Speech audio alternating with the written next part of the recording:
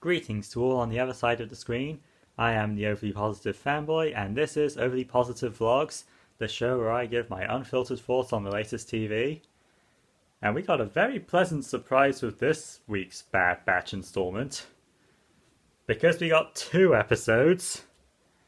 I did guess we might get a big one this week, but even I didn't see that coming. And yeah, we definitely got a big one this time, because this week's episodes were the deciding factor in the fate of the clone troopers. So, we do wind up following a particular plot structure that Season 1 used for one of its two-parters, where Part 1 doesn't have the Bad Batch included at all. And I gotta say, I think it was probably a smart move to have both episodes drop at the same time. You know, just so we don't have to wait a whole extra week for our main characters to show up. But one thing I'll give this episode over the Ryloth episode from Season 1 is that it follows a more generally interesting subject matter than that one did. We get to see all the clones who were on Rampart's ship during the fall of Tapoka City feeling incredibly guilty about the part they played in the destruction of their homeworld, to the point where one poor clone actually tries to blackmail Rampart into telling the truth, and gets assassinated for it. Meanwhile, in the Senate, they're just constantly debating whether it's a good idea to fund a new military or not.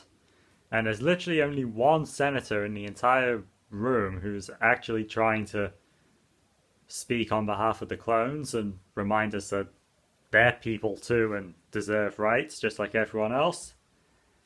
And that senator is Senator Chuchi, the Pantoran senator. And I literally just referenced them in the last video on this show, and suddenly they come back again now. Well, what's up with that? But yeah, it was great to see Senator Chuchi again, and see that her idealism is still intact. But only for now. Because yeah, Senator Chuchi doesn't strike me like the kind of person who would last long under the Empire. We also get to see Bail Organa again for a couple of scenes. Always love it when that guy shows up. And oh yeah, Senator Chuchi's investigation into Rampart's actions brings her into contact with another clone. I think it was called Slip? Yeah, Slip. Who basically points her in the direction of some intelligence, information that will prove once and for all what really happened on Kamino. Because apparently Rampart's been saying that it was destroyed by a storm, even though Bail Organa later points out that, you know, Tapoka City was literally designed to be submersible and weather exactly the kind of storms that allegedly destroyed it. But yeah, naturally Senator Chuchi and Slip come under fire from the assassin I mentioned earlier. And I think they try and bait us into thinking that he's Crosshair because he has sniping skills and stuff, but yeah, eventually it turns out that no, this assassin is a regular clone. A regular clone whose identifying information has been wiped, even though that shouldn't be possible. And he's very fanatically loyal to the Empire, to an absurd degree. Cyanide pill levels of devotion. And something tells me this is a mystery we'll be exploring later down the road, because this is a whole new type of clone that we've never seen before. In fact, I'd almost suggest that he's literally the epitome of the Winter Soldier comparisons I've been making ever since the truth about Order 66 came to light, with the inhibited chips. But yeah, unfortunately Slip doesn't make it, but the person he'd contacted does manage to save Chuchi from the assassin, and is able to bring the Bad Batch in to offer their expertise in the situation. That person, of course, being Captain Rex, who sort of positioned himself as a freedom fighter working on behalf of the clones, I guess. So hey, maybe he'll reach out to Cody at some point and we'll finally get that reunion we've been asking for since Star Wars Rebels Season 2.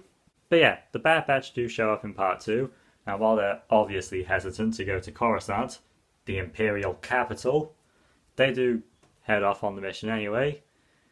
Also, Omega's taken up meditating ever since bonding with Gunji. I like that.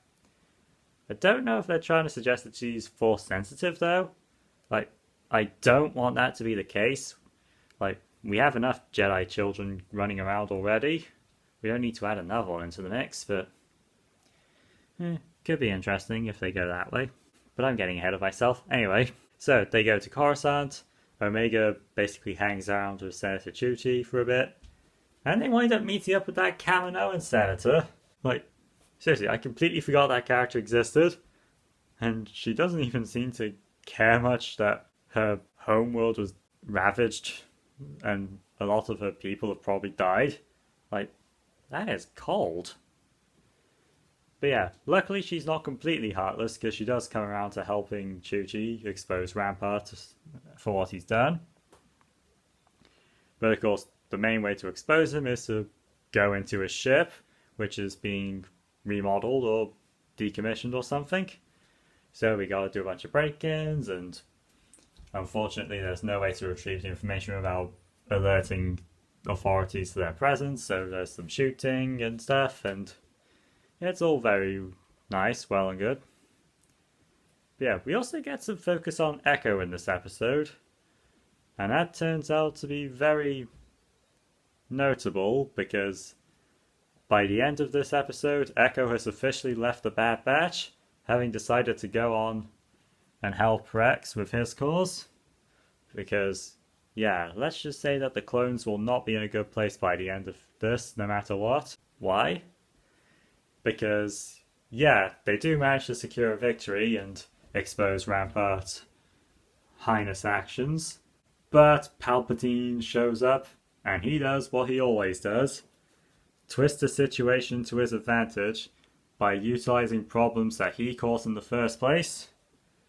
In this case, he basically manages to convince the Senate that the clones can't be trusted as a reliable military force because they're so blindly obedient that they literally destroyed their home world. Like, yeah, if they all follow orders like that, then who knows what they could do.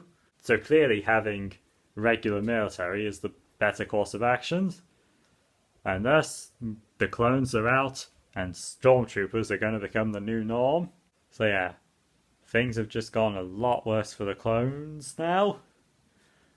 So I definitely understand Echo's decision. And while I am kind of sad to see him go, here's hoping that he will get to come back later on. Because let's be honest, something like this was always going to happen.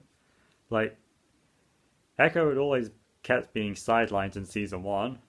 And this season had been establishing that he was getting antsy about not being out there in the bigger fight. So yeah, this feels like a very logical decision for him to make. So yeah, we'll say our goodbyes and head off into new adventures. I have a feeling next week won't be quite as heavy as this one in terms of major plot developments. But as I said before, nothing is the same after this episode. The main face of the Empire, Admiral Rampart, is now thrown under the bus, pretty much. And the fate of the clones is now worse than ever, meaning that the rise of the Empire is pretty much secured now. Not that it wasn't secure already, but you know what I'm saying. So, clone uprising in the finale, perhaps? So yeah, I really enjoyed this two-parter, and I think that'll be all for now, folks. So long now, and remember, it can be a harsh world out there, so why don't we try and make things a bit more positive, shall we?